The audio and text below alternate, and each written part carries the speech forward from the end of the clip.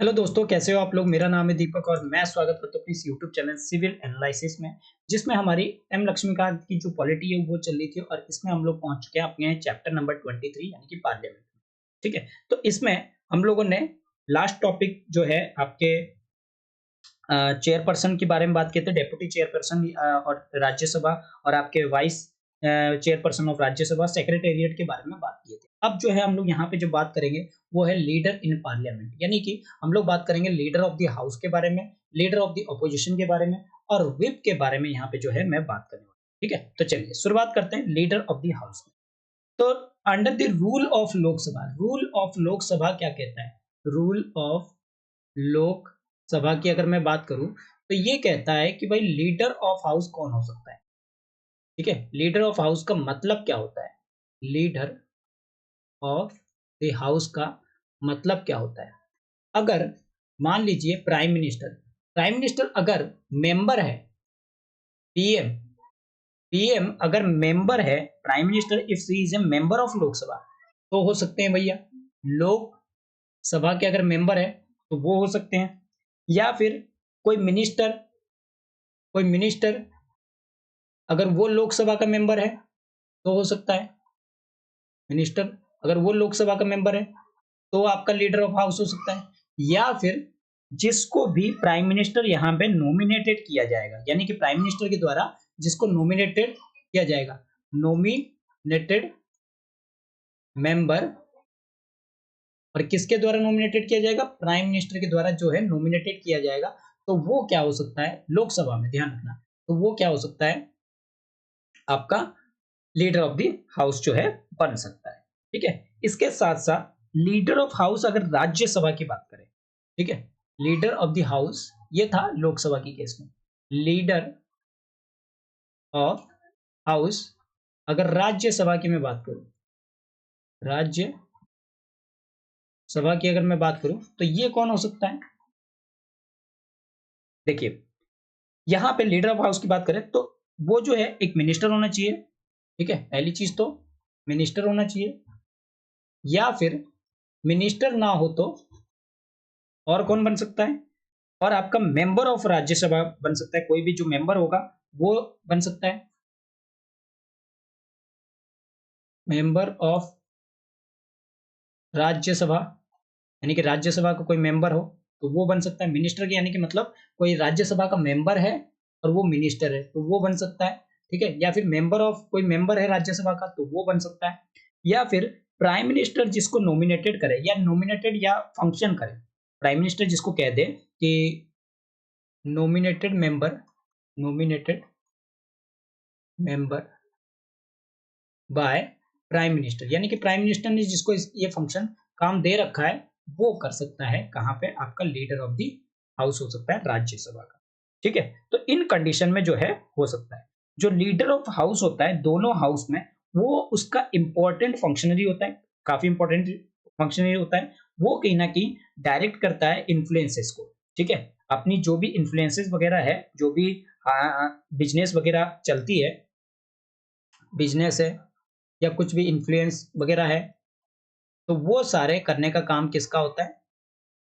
ये सब आपके लीडर ऑफ द हाउस का होता है। यानी कि अपनी पार्टी को अगर इन्फ्लुएंस करना है या कोई भी एक्सरसाइज करवाना है, ठीक है, बिजनेस से रिलेटेड कोई एक काम करवाना है, तो वो लीडर ऑफ द हाउस करता है और उसका इंपॉर्टेंट जो है फंक्शन ये है, और वो अपनी डायरेक्ट इन्फ्लुएंस करता है। ठीक है, इसके साथ साथ क्या बताया जाता है? उसको वो एक नॉमिनेट भी कर सकता है किस चीज को? Deputy leader of the house को। यानी कि जो लीडर ऑफ द हाउस होता है, चाहे वो राज्यसभा का हो चाहे वो लोकसभा का हो, वो क्या कर सकता है? अपने काम के बदले में वो एक डेप्यूटी लीडर भी क्या कर सकता है यहाँ पे? जैसे होता है ना पीएम के नीचे वाइस पीएम, ठीक है, तो उसी तरीके से डेप्यूटी लीडर, यानी कि जैसे कि आपके स्पीकर के नीचे डेप्यूटी स्पीकर होता है, उसी तरीके के deputy leader of the house जो है वो नॉमिनेटेड कर सकता है। और ये नॉमिनेटेड किया जाता है, ध्यान रखना है, नॉमिनेटेड किया जाता है। नॉमिनेटेड किसके द्वारा किया जाता है? ये हाउस ऑफ द लीडर के द्वारा किया जाता है। ठीक है, और वही जो सेम फंक्शनरी, कहीं ना कहीं यही चीज सेम फंक्शनरी यूएसए में भी है, और यूएसए में इसको क्या कहते हैं हम लोग? मेजोरिटी लीडर कहते हैं, मेजोरिटी लीडर के नाम से जानते हैं। ठीक है, चलिए आगे बढ़ते हैं। तो ये हो गया आपका लीडर ऑफ द हाउस की। अब बात करते हैं लीडर ऑफ अपोजिशन की। ठीक है, तो हर हाउस में, पार्लियामेंट के हर हाउस में, ईच हाउस ऑफ पार्लियामेंट, हर एक हाउस में पार्लियामेंट की, यानी कि हम बात करें राज्यसभा की या फिर हम बात करें लोकसभा की, तो दोनों में ही क्या होते हैं, यहाँ पे एक लीडर ऑफ अपोजिशन भी रखा जाता है। ठीक है, पार्लियामेंट्री सिस्टम गवर्नमेंट जैसे कि हमारे इंडिया में है, तो लीडर ऑफ अपोजिशन का जो काम है वो काफी ज्यादा इंपॉर्टेंट रहता है। ठीक है, इसकी अगर मैं फंक्शन की बात करूं, मेन फंक्शन की बात करूं, लीडर ऑफ अपोजिशन का अगर फंक्शन की बात करूं, क्योंकि ये काफी इंपॉर्टेंट रोल निभाता है, तो इसका फंक्शन क्या है कि भाई क्रिटिसिज्म करना, और क्रिटिसिज्म भी किस चीज की, क्रिटिसिज्म करना किस चीज की, कंस्ट्रक्टिव, कंस्ट्रक्टिव, यानी कि कोई काम, अगर कोई बिल लाया जा रहा है, अगर वो पॉलिटिकल जिस पार्टी द्वारा लाया जा रहा है, अगर वो पार्टी इसको अच्छा कहती है, तो वो उस काम में जो कमियां निकालना, खामियां जो होती है ना, उसकी थोड़ी सी बात बताना कि इस चीज में ये कमी है, वो कमी है, तो ये कंस्ट्रक्टिव तरीके से बताना। ठीक है, यानी कि जिससे कि ज्यादा लोगों की भलाई हो, कि भाई आपने ये बिल लाया है कि ये गरीबों के लिए हेल्पफुल है, कि अमीरों के लिए हेल्पफुल है, या फिर लोगों के लिए हेल्पफुल है या नहीं है। तो इस तरीके के कंस्ट्रक्टिव तरीके के जो है क्रिटिसिज्म करना, किस चीज के, जो भी पॉलिसीज वगैरह होती है उन चीजों को, पॉलिसीज ऑफ द गवर्नमेंट की, गवर्नमेंट की जो पॉलिसीज वगैरह होती है उन चीजों को क्रिटिसिज्म करना, और लोगों के सामने रखना क्या अच्छाई है, क्या उसकी बुराई है। ठीक है, तो अगर हम देखें तो ये एक अल्टरनेट गवर्नमेंट जो है प्रोवाइड करता है, यानी कि जो लीडर ऑफ अपोजिशन है, एक अल्टरनेट लीडर ऑफ अपोजिशन की बात करें तो एक अल्टरनेटिव गवर्नमेंट की बात करता है। तो क्या कहते हैं, अल्टरनेटिव गवर्नमेंट कहते हैं। ठीक है, अल्टरनेटिव गवर्नमेंट के रूप में भी जाना जाता है। इसीलिए जो लीडर ऑफ अपोजिशन होता है लोकसभा और राज्यसभा में, वो किसके द्वारा रिकॉग्नाइज किए गए, आपके रिकॉग्निशन हुए हैं आपके स्टैट्यूटरी लीडर ऑफ अपोजिशन, जो कि आपके राज्यसभा और आपके लोकसभा में है। इनका जो रिकॉग्निशन है, ठीक है, स्टैट्यूटरी रिकॉग्निशन है। कैसी रिकॉग्निशन है, स्टैट्यूटरी, यानी कि स्टेटस के द्वारा बनाया गया रिकॉग्निशन है, यानी कि एक्ट के द्वारा ये जो है बनाया गया। और रिकॉग्निशन किस में बनाए गए, आपके 1977 में। और किसके अंदर में बनाया गया भैया, सैलरी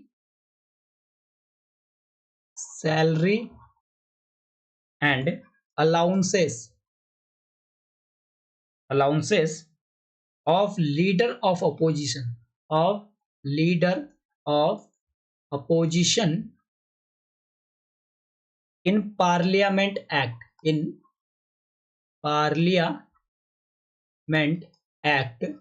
1977 के अंदर में इसको एक स्टैट्यूटरी रिकॉग्निशन जो है मिला है। किसको, स्टैट्यूटरी रिकॉग्निशन मिला हुआ है लीडर ऑफ अपोजिशन को। ठीक है, चलिए इसके बाद क्या बताया जा रहा है, इनको कहीं ना कहीं जो सैलरी और अलाउंसेस मिलती है, इनकी जो सैलरी एंड अलाउंसेस जो मिलती है, ठीक है, ये कहां से मिलती है, कैसे मिलती है, सैलरी और अलाउंसेस या जो भी दूसरी फैसिलिटीज वगैरह मिलती है, वो कहीं ना कहीं इक्विवेलेंट होता है, किसके, इक्विवेलेंट होते हैं, किसके, ये कैबिनेट मिनिस्टर। आप सोचिए कैबिनेट मिनिस्टर की जो पोजीशन है, उनके मिनिस्टर के बराबर इनको जो है आपके सैलरी एंड अलाउंसेस जो है, या फिर जो भी दूसरी फैसिलिटीज वगैरह मिलती है, उनके इक्विवेलेंट जो है मिलते हैं।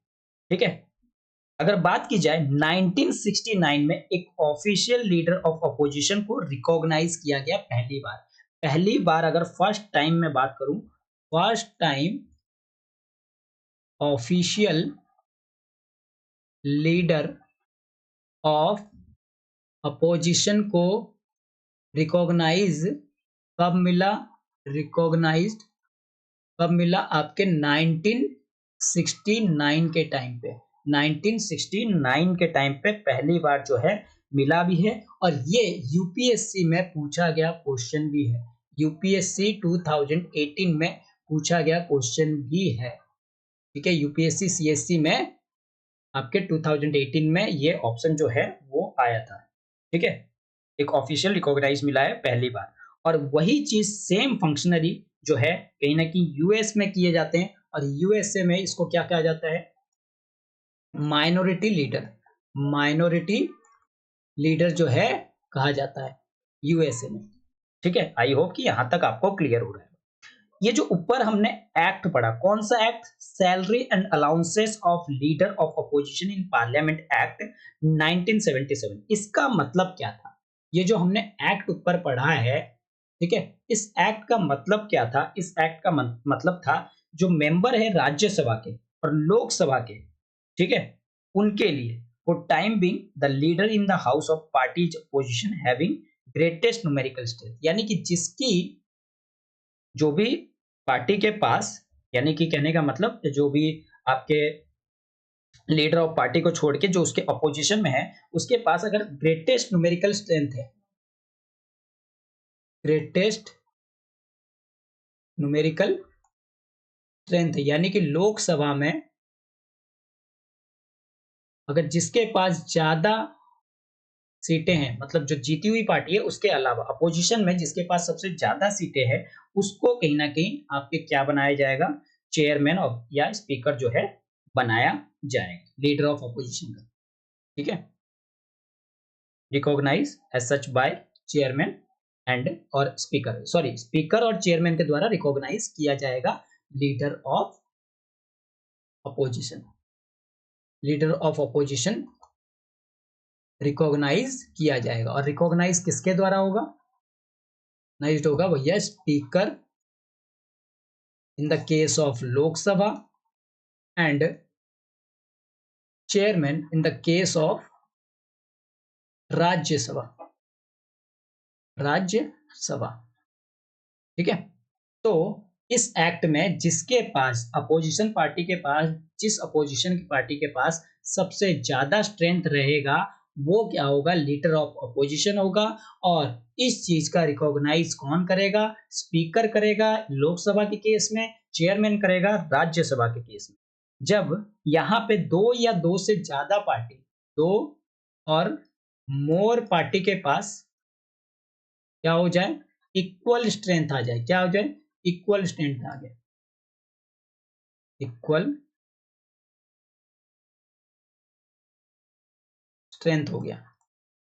जैसे मान लीजिए बड़ी पार्टी तो बन गई जिसके पास मान लीजिए 300 सीटें हैं, ठीक है, एक पार्टी है जिसके पास 300 सीटें, दूसरी पार्टी है जिसके पास 100 सीटें और तीसरी पार्टी है 50-50 कर लेते हैं, ठीक है, दो पार्टियां हैं जिनके पास 50-50 सीटें हैं। तब क्या होगा, क्योंकि इन दोनों के पास इक्वल हो गए और तीसरे के पास आपके 43 सीटें, ठीक है। तो अब यहाँ पे दो पार्टी के पास तो इक्वल सीटें, तो यहाँ पे दो या दो से अधिक अगर अपोजिशन पार्टी में, गवर्नमेंट में जो अपोजिशन पार्टी है उसके पास न्यूमेरिकल स्ट्रेंथ यानी कि इक्वल स्ट्रेंथ आ जाए, इक्वल स्ट्रेंथ आ जाए, तब वहां पे चेयरमैन और स्पीकर के पास रिकॉग्नाइज करते हैं कोई एक लीडर को, जिसका किसी भी एक लीडर को यहाँ पे स्पीकर या आपके चेयरमैन जो है वो रिकॉग्नाइज करते हैं एक लीडर को, वन लीडर को। अब भाई एक लीडर को कैसे चुनेंगे, अब भाई एक लीडर को चुना जाने का तरीका क्या होगा कि जो भी अपोजिशन में है उसको रिकॉग्नाइज कराया जाएगा और वो फाइनल होगा। और वो किस बेस पे किया जाएगा, वो बेस पे होगा भैया पार्टी के स्टेटस को देख के, स्टेटस ऑफ पार्टी को देख के कि भाई पार्टी का स्टेटस क्या है, पार्टी आपका नेशनल लेवल पे है या फिर आपका स्टेट लेवल की पार्टी है, ठीक है। इस तरीके के स्टेटस वगैरह जो देख के क्या किया जाएगा, आपके रिकॉग्निशन किया जाएगा स्पीकर और चेयरमैन के द्वारा और उसी के बेस पे जो है एक लीडर जो है निकलेगा, ठीक है। अगर बात की जाए दोनों चेयरमैन और स्पीकर की, जो भी ये डिसाइड करेंगे इनकी जो डिसीजन होगी वो कहीं ना कहीं फाइनल होगी और कंक्लूसिव होगी। की जो डिसीजन है वो क्या होगी, फाइनल होगी एंड कंक्लूसिव होगी। ठीक है, इनके ऊपर जो डिसीजन होगी फाइनल होगी। ठीक है, आगे बात करते हैं। तो यहाँ पे according to the direction issue by जो भी चेयरमैन या स्पीकर के द्वारा डायरेक्शन दिया जाएगा, अगर बात की जाए मिनिमम न्यूमेरिकल स्ट्रेंथ कहीं ना कहीं रिक्वायर्ड होती है। ठीक है, अगर मान लीजिए किसी भी पॉलिटिकल पार्टी के पास मतलब वो स्ट्रेंथ नहीं है। ठीक है, तो यहाँ पे एक चीज बताई गई है कि एक जो है पॉलिटिकल पार्टी के पास क्या होनी चाहिए, रिकॉग्निशन के लिए उसके पास मिनिमम नंबर ऑफ स्ट्रेंथ तो होनी ही चाहिए। ठीक है, जो कि किसके द्वारा, आपके चेयरमैन और स्पीकर के द्वारा डायरेक्शन दिया गया है। स्पीकर एंड चेयरमैन के द्वारा जो डायरेक्शन है वो क्या बताया गया है, डायरेक्शन में क्या बताया गया है कि भाई एक अगर पॉलिटिकल पार्टी अपोजिशन में कोई पॉलिटिकल पार्टी है, अपोजिशन में कोई political party opposition political party है, तो उसके पास मिनिमम कितनी स्ट्रेंथ होनी चाहिए। तो भाई ये बताया जाता है कि 1/10 यानी कि टोटल स्ट्रेंथ, यानी कि जितनी भी टोटल स्ट्रेंथ है उसमें 1/10 यानी कि टोटल मेंबरशिप हाउस में, टोटल मेंबरशिप ऑफ हाउस का कितना हिस्सा होना चाहिए, 1/10 होना चाहिए। यानी कि 543 टोटल अभी अगर सीटें हैं तो उसका 1/10 यानी कि बात की जाए 543 मल्टीप्लाई बाय 1/10 यानी कि 55 मेंबर जो है कम से कम उनके पॉलिटिकल पार्टी में होना चाहिए। अगर मैं यहाँ पे पीछे की बात करूं तो इक्वल टू 50 था, तो यहाँ पे 50 में क्राइटेरिया पूरा नहीं होता है।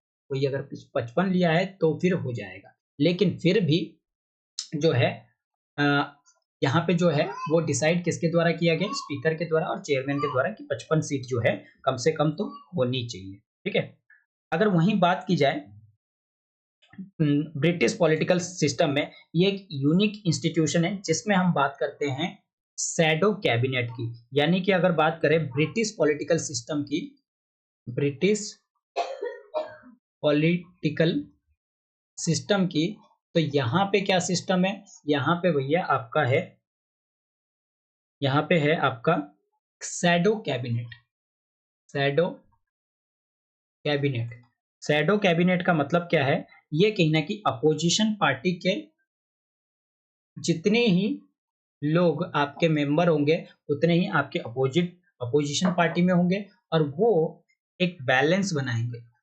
मान लीजिए 5 आपके मिनिस्टर है तो 5 आपके अपोजिशन में होंगे, तो वो क्या बनाएंगे, एक बैलेंस बनाएंगे किसके साथ, आपके रूलिंग कैबिनेट के साथ। बैलेंस बनाएंगे रूलिंग कैबिनेट के साथ। ठीक है, ताकि, और इनको एक फ्यूचर गवर्नमेंट भी कहा जाता है कि मान लीजिए अगर कोई गलती करते हैं तो इनको जो है फ्यूचर गवर्नमेंट बनाने की अनुरोध जो है वो भी मिल सकता है। ठीक है, चलिए आगे बढ़ते हैं। तो क्या बताई जाती है, अगर बात की जाए शैडो कैबिनेट की, तो शैडो कैबिनेट में अल्टरनेट कैबिनेट भी इसको कहा जाता है। ठीक है, क्योंकि हर एक जो भी एक मेंबर होता है शैडो कैबिनेट में, जो भी मेंबर होता है उसके मेंबर के अपोजिशन में एक शैडो कैबिनेट जो है वो कहीं ना कहीं तैयार होता है। ठीक है, रूलिंग कैबिनेट के साथ ऑलमोस्ट एक शैडो कैबिनेट जो है वो कहीं ना कहीं बना होता है, जो कि अपोजिशन कैबिनेट भी कहते हैं। ये जो शैडो कैबिनेट है वो एक अल्टरनेटिव के तौर पे देखा जाता है, यानी कि शैडो कैबिनेट को इसके तौर पे देखा जाता है, अल्टरनेट कैबिनेट के तौर पे देखा जाता है। ठीक है, अल्टरनेट कैबिनेट के change if there is change in government, अगर गवर्नमेंट चेंज होती है तो इनको जो है बनाया जा सकता है, जैसे मैंने पहले बताया। तो आइवर जेनिन यहाँ पे डिस्क्राइब करते हैं जो लीडर ऑफ ऑपोजिशन है उनको एक अल्टरनेटिव प्राइम मिनिस्टर के रूप में जो है दिखाया जाता है।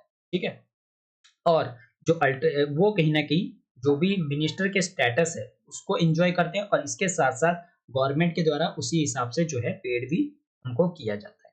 ठीक है, अब बात की जाए ऑफिस ऑफ जो लीडर ऑफ अपोजिशन की बात है, क्या ये हमारे कॉन्स्टिट्यूशन में कहीं लिखा है, office of leader, office of the leader of the house, क्या हमारे कॉन्स्टिट्यूशन में कहीं इसके बारे में जिक्र है तो भैया ये नॉट मेंशन, यानी कि मेंशन नहीं है, नॉट मेंशन इन कॉन्स्टिट्यूशन, हमारी कॉन्स्टिट्यूशन में कहीं पे भी इनके बारे में जो है लिखा हुआ नहीं है। ये कॉन्स्टिट्यूशन में इनके बारे में कहीं पे भी लिखा हुआ नहीं है, कॉन्स्टिट्यूशन ऑफ इंडिया में। ये कहाँ पे मेंशन है फिर भाई? इसके बारे में मेंशन जो है रूल ऑफ द हाउस में है, ठीक है, रूल्स ऑफ द हाउस, ठीक है। और कहाँ पे है? आपके पार्लियामेंट्री स्टेटस में जो है इनके बारे में दिया हुआ है, पार्लियामेंट्री स्टेटस में जो है इनके बारे में दिया हुआ है, ठीक है। तो इन दो जगह जो है इनके बारे में दिया हुआ है। चलिए आगे बात करते हैं विप्स के बारे में। विप्स क्या है? जो ऑफिस है विप्स का, वो कहीं ना कहीं ना तो विप्स के बारे में जो इंफॉर्मेशन ना तो हमें कॉन्स्टिट्यूशन में मिलता है, नॉट मेंशन इन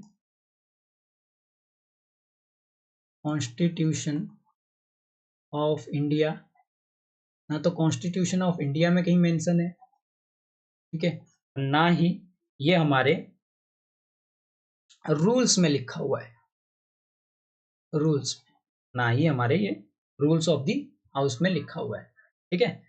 ये बेस्ड है किस पे? Convention of parliamentary government, convention of the parliamentary government में इसके बारे में दिया हुआ है, ठीक है, विप्स के बारे में। चलिए आगे बात करते हैं। तो हर एक पॉलिटिकल पार्टी, चाहे वो रूलिंग पार्टी हो चाहे वो अपोजिशन पार्टी हो, तो दोनों ही पार्टी के पास अपनी एक ओन चीफ व्हिप जो है वो कहीं ना कहीं होते हैं, व्हिप होते हैं, ठीक है, एक चीफ व्हिप होते हैं एंड व्हिप्स इन द पार्लियामेंट, और व्हिप्स, चीफ व्हिप और व्हिप्स होते हैं, ठीक है, कहाँ पे? आपके पार्लियामेंट में। दो चीजें होते हैं। जो व्हिप है वो अपॉइंटेड किए जाते हैं, किसके द्वारा? अपॉइंटेड किए जाते हैं, अपॉइंटेड बाय, इसके द्वारा, जो भी यहाँ पे पॉलिटिकल पार्टी है उसके द्वारा, पॉलिटिकल पार्टी के द्वारा। और ये हाउस को क्या करते हैं?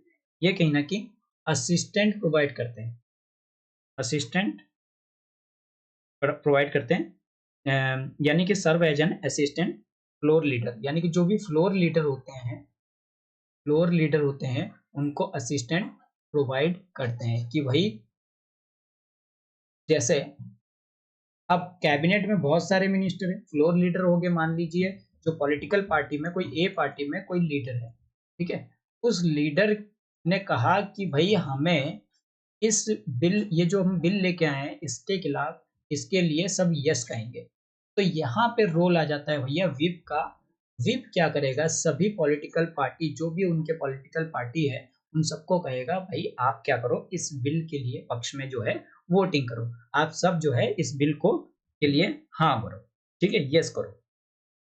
तो ये जो रिस्पॉन्सिबिलिटी है, ये जो काम है, वो कहीं ना कहीं किसका होता है? विप का होता है। और इसके साथ साथ विप का काम होता है भैया ये इंश्योर करना कि अटेंडेंस है या नहीं है, सभी पर्सन आ रहे हैं या नहीं है, अटेंडेंस,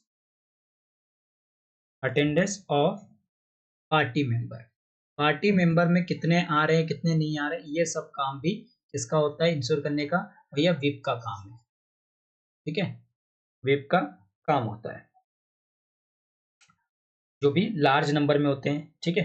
और इसके साथ साथ वो कहीं ना कहीं जो भी इनके फेवर में करना है, अगेंस्ट में करना है, इन सब चीजों के बारे में बताता भी है। किसी बिल के अगेंस्ट में हमें वोट देनी है, किस बिल के फेवर में हमें वोट देनी है, इन सब चीजों के बारे में कौन बताता है? ये व्हिप बताते हैं, किसको? जो मेंबर ऑफ द हाउस होते हैं, ठीक है। इसके साथ साथ वो रेगुलेट करते हैं और नॉमिनेट करते हैं, मॉनिटर करते हैं जो पार्लियामेंट के बिहेवियर को। व्हिप जो है वो मॉनिटर भी करने का काम करते हैं, मॉनिटर एंड क्या करते हैं?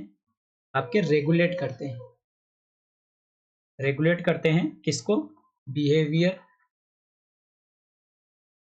In the house, behaviour in the house, behaviour in the parliament, किसके बिहेवियर? जो भी आपके मेंबर होते हैं उनका। मेंबर को यहाँ पे जो भी विप के द्वारा डायरेक्टिव दी जाती है उसको फॉलो करना जरूरी है, ठीक है। जो भी डायरेक्टिव दिया जाता है उसको फॉलो करना जरूरी हो जाता है। और नहीं तो अगर if member not follow directives, तो वहां पे अगर कोई मेंबर फॉलो नहीं करता है डायरेक्टिव्स के, तो वहां पे डिसिप्लिनरी एक्शन भी लिया जा सकता है। डिसिप्लिनरी एक्शन जो है लिया जा सकता है, एक्शन भी उसके खिलाफ लिया जा सकता है। अब बात करते हैं चीफ विप की, जो गवर्नमेंट पार्टी में होता है। गवर्नमेंट पार्टी लोकसभा की अगर बात करें, वो एक मिनिस्टर होता है पार्लियामेंट अफेयर्स का, ठीक है। जो चीफ विप होते हैं वो क्या होते हैं? आपके मिनिस्टर होते हैं, minister of the parliament affairs का, मिनिस्टर ऑफ पार्लियामेंट्री अफेयर्स, ठीक है। गवर्नमेंट पार्टी के जो भी जिसकी पार्टी है, जिसकी सरकार है, उनमें अगर बात, और वहीं अगर राज्यसभा की बात करें, ये तो हो गया आपके लोकसभा के केस में। लोकसभा के केस में अगर वहीं मैं राज्यसभा की केस में बात करूं, तो चीफ विप कौन होते हैं? जो state for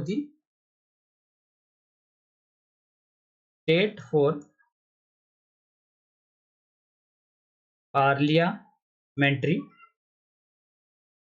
minister of state for parliamentary, या minister of state for parliamentary affairs के होते हैं। कहाँ के? ये राज्यसभा के, होते हैं, ठीक है भाई। तो यहाँ पे चीफ विप जो है वो डायरेक्टली रिस्पॉन्सिबल होते हैं। चीफ विप जो है वो डायरेक्टली रेस्पॉन्सिबल होते हैं इसके लीडर ऑफ द हाउस के, ठीक है। और ये एक इनकी जो it is the part of her duty, ये उनका पार्ट है कि वो गवर्नमेंट को एडवाइस करे, जो भी पार्लियामेंट्री बिजनेस चल रहा है, और जो भी मेल जुल मिनिस्टर के साथ जो भी मेल जुल रखना है, वो सारा काम किसका होता है? आपके चीफ विप का होता है। यानी कि मिनिस्टर के साथ और जो मेंबर के साथ जो तालमेल बना के रखना है, वो कहीं ना कहीं आपके चीफ विप का जो है वो काम होता है। और इसके साथ साथ जो भी पार्लियामेंट्री बिजनेस वगैरह होते हैं, उन चीजों का भी ध्यान रखने का काम किसका होता है? आपके चीफ विप का होता है, ठीक है। यहाँ पे मेंटेन करने का, जो भी एडवाइस वगैरह देना होता है, मेंटेन तो नहीं, एडवाइस करना, इसको आपके जो भी मिनिस्टर्स वगैरह होते हैं, या मिनिस्टर के मेंबर होते हैं, या मिनिस्टर होते हैं, उनको, ठीक है। और किस तरीके से ये इनके डिपार्टमेंट को अफेक्ट करेगा उसके बारे में भी यहाँ पे जानकारी देते हैं। जो चीफ व्हिप होते हैं वो जो रिकॉग्नाइज पार्टी या एक रिकॉग्नाइज ग्रुप से हो सकते हैं, ठीक है। और उनको कहीं ना कहीं टेलीफोन और सेक्रेटेरिएट फैसिलिटी जो है वो दी जाती है लीडर और चीफ व्हिप के अंडर में, ठीक है। जो चीफ व्हिप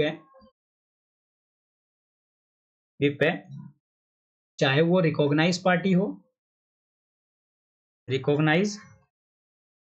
हो या कोई रिकॉग्नाइज्ड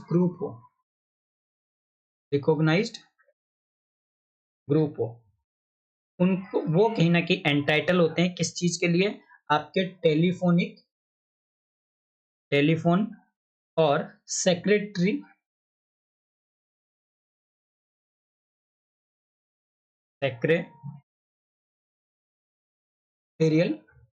फैसिलिटीज जो है इनको मिलती है, ठीक है। तो टेलीफोनिक भी और सेक्रेटेरियल फैसिलिटीज वगैरह जो है इनको प्रोवाइड की जाती है। और किसके देखरेख में? लीडर और चीफ व्हिप के जो भी रिकॉग्निशन होती हैं, ठीक है, उनको, जो भी लीडर्स होते हैं या चीफ व्हिप होती है, जो रिकॉग्निशन पार्टी के होते हैं, या फिर आपके ग्रुप ऑफ पार्लियामेंट एक्ट के द्वारा इनको जो है ग्रुप जो भी बने होते हैं, किसमें आपके पार्लियामेंट फैसिलिटी एक्ट 1999 के अंदर में इनको प्रोवाइड की जाती है। ठीक है, leader and chief whip of recognition party and group in parliamentary act 1998 के अंदर में ये चीज जो है चीफ व्हिप को प्रोवाइड की जाती है, चाहे वो पॉलिटिकल पार्टी हो या कोई रिकॉग्निशन ग्रुप हो। ठीक है, उनको leader and chief whip of recognition party and group in parliamentary facility act 1998 के अंदर में इसको ये जो चीज है वो कहीं ना कहीं मिलती है। ठीक है, चलिए आगे बढ़ते हैं, आगे बात करते हैं।